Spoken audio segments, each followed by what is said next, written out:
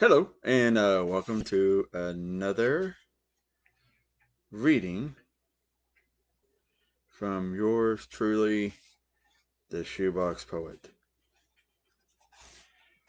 We are here to read from my book,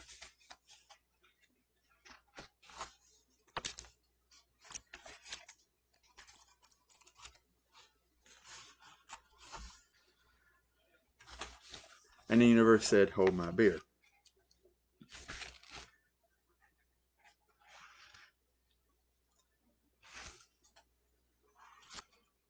And I'm just trying to get a general idea where we left off.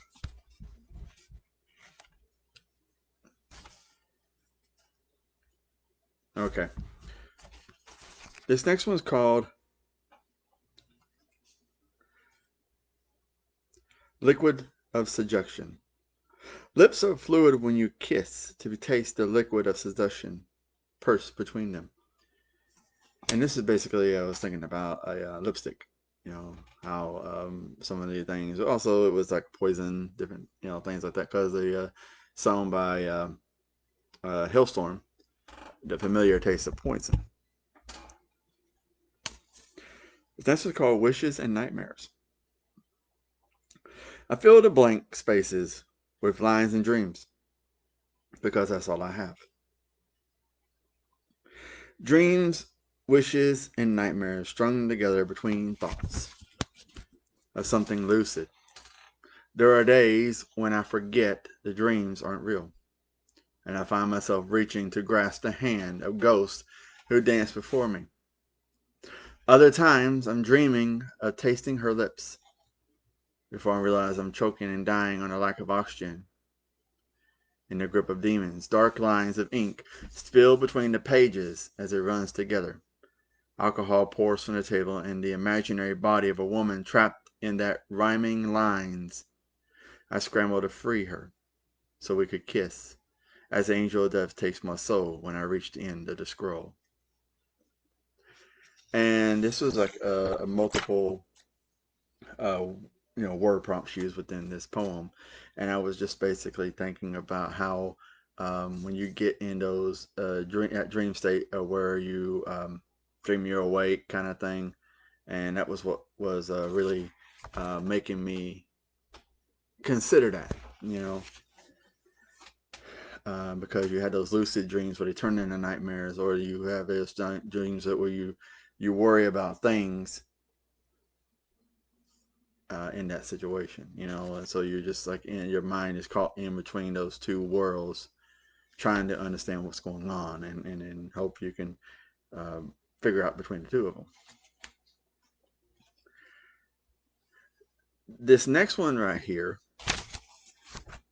give me a minute. I want to make sure it's something. Okay, just want to make sure. This next one's called Without Light. What secrets do you tell laying in the darkness? Here with me, hush whispers between us in the dark, relying more on touch and the warmth of each other in the places without light. Darkness hides more secrets than the lips of someone lying next to you for years. All you can do is hope then that the dark releases her secrets, that is a kind in revealing its truth. And it's basically talking about how you find out that somebody has been unfaithful to you, and you're hoping that the secrets that you learn are kind truths than they are bitter or hurtful truths, which ain't really no such thing. And this next one's called In a Supernova. And this is basically a couple of word prompts right here. Ignite me with a kiss. Let's burn in a supernova of passion, atoms, and stars. And this next one's called Ordinary Star. Burn away the things that hinder you from the becoming more than just an ordinary star. And in these two right here, it said the words that use with stars. So basically, this is right here for that I said for a word prompt. And I wanted to try and keep it with the element of talking about the cosmos in those terms. It's like kissing someone. You usually go into that situation where you're thinking the passion is there between the atoms and the stars and everything. And then you just want to burn away the things that hinder you from you two being closer together. And usually it works out that way, but sometimes it doesn't. This one's burn into ashes. Consume us in the flames of your beauty as we burn into ashes. And that's basically is part of the strange things here where you're talking about the word prompts and stuff. It's like it's still seeing the cosmos and stuff. This next one called intimate pauses. The last call, last text, last time. I wish you good morning. It's amazing how time between intimate pauses and memories seem to unravel when someone ends it all. One day you're planning for the future together, and then the next you're reading old messages, trying to figure out where things went wrong. Things hit different when you realize someone else is keeping receipts, when you're the one forgiving and forgetting all the wrongs out of love and compassion. You have to learn and grow, however, it takes two to do this. That's the important piece of existence, and the hole in the puzzle. Only together can we thrive and survive, but you wanted things we couldn't do, and there was no flex. We parted way, and I wish you the best in everything you do. And basically for this situation here, it's like, you go into a relationship sometimes and people look for a reason to just leave. And yeah, I'm guilty of some things, as I won't disagree with that. But there were things that I'm not going to compromise on myself for, or my boundaries for, in certain situations. There are different things. And in this thing, what I'm talking about here is I was talking about a past relationship where, or people keep receipts about the things that you do wrong, and when you're the person on the other side, and you're like, okay, maybe they can change, and you live in that denial of, okay, this person's going to change, they're going to do this, or my love will change them, or the other things. It's like, no, you cannot change a person. They have to change and find a reason to change. And then people forget this. They have to make that change over again. So sometimes they will make subtle changes and small ones, but then they revert back to that, who they once were before. This next one is called Strange Sensation. He tasted emptiness when he kissed her. It was a strange sensation, considering her lips were as sweet as honey. Taste of cotton, earwax, and something anew. Pain and blood and a copper taste of something bitter. Placed his hands in his mouth. He pulled out a condom. And I spare you the rest. And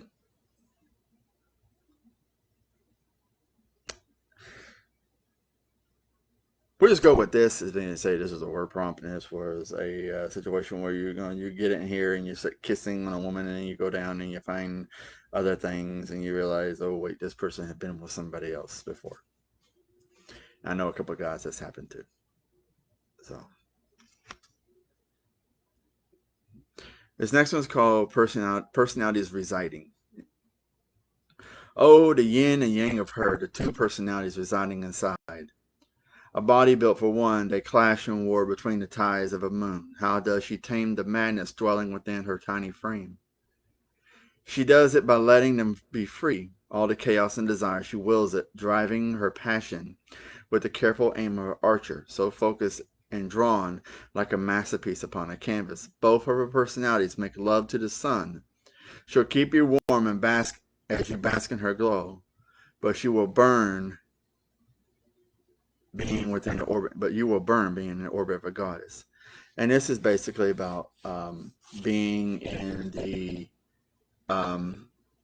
being around the Gemini, basically, is what it is. Because of the two personalities within one body, and that's basically what this talks about. And how sometimes those two personalities clash with each other. This next one's called Those Shades of Her. Swirl, swirl, turning gray, all those shades of her. Mixing into being, draw me into you. Breathe and exhale.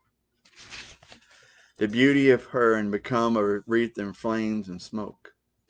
And this is basically talking about being in love with a phoenix and the fires that she comes from being in her life, you know, of who she is as a being, the cosmos. So she's just a burning hot sun. This next one and last one is called Essence of Life. Have you ever looked deeply into the eyes of a woman? Not just for a moment. Just look into her eyes, past the colorful rings, deep into her iris where the unborn children play. So much more deeper into her, where no man has dared to venture. If you did this, would you, as a man, be more mindful of how you treat a woman? I bet you would, because you would see a woman in a completely different light. She is a connection between heaven and earth, and a connection between our nature and ourselves. She is the cosmic elements and atoms of spaces, of stars that formed in the darkness of space. She is the essence of life, and only one who can bring it forth from the void. Her connection with life is so more complex than we can imagine, because without her we would cease to exist. Have you ever stopped for a moment to look at her truly from the eyes of an artist? You would understand the fascination of a woman and the elements that make her into so much more than a plaything. She is the cosmos, the galaxy, the universe. She is atoms, supernovas, and existence wrapped up in the shell of a beauty. All of these things define her as a mother is to nature, is sense of the word.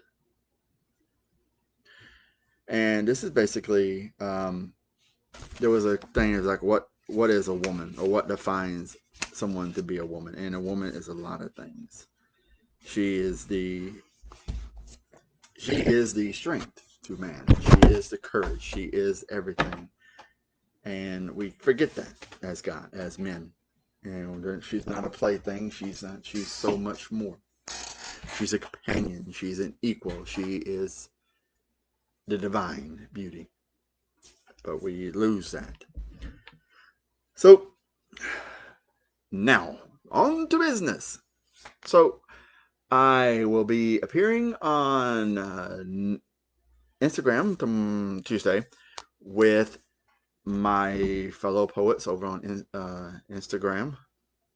Yeah, Poets Playground 2. I will be doing an open mic over there. So definitely check me out when you get a chance. It'll be at 7 p.m. on Poets Playground 2. Check out my friends in the caption, Sarah Aikenhead and Bill Owen Miller, and their Cast Into the Fire podcast. They have done a review of the new Hunger Games prequel that's out. So understand that when you do that, if you watch that, if you haven't seen the movie, there's going to be spoilers to it. So definitely check out what they had to say about the movie if you're interested in going and seeing it. Check out my friends Aria in Alberta and their Reiki. Their links in the bio. Check out my friend Jenna Jinks portraits, and she might be still being on commission. You might want to reach out to her to see. She does some really wonderful work there. My friend Dwight Kirk and his YouTube and his simulated sports, definitely check him out because he's definitely doing some stuff over there. This is the season, so definitely check out the link tree and go to check out my author page for all my books if you're looking for children's books or poetry. It's right there. You know somebody that really wants to read some poetry books. If you want something really special, you can message me and we can work out something when you get a couple of author copies signed. So until then, I'll see you next week. Have a good one. Take care of yourself. Be safe. Peace.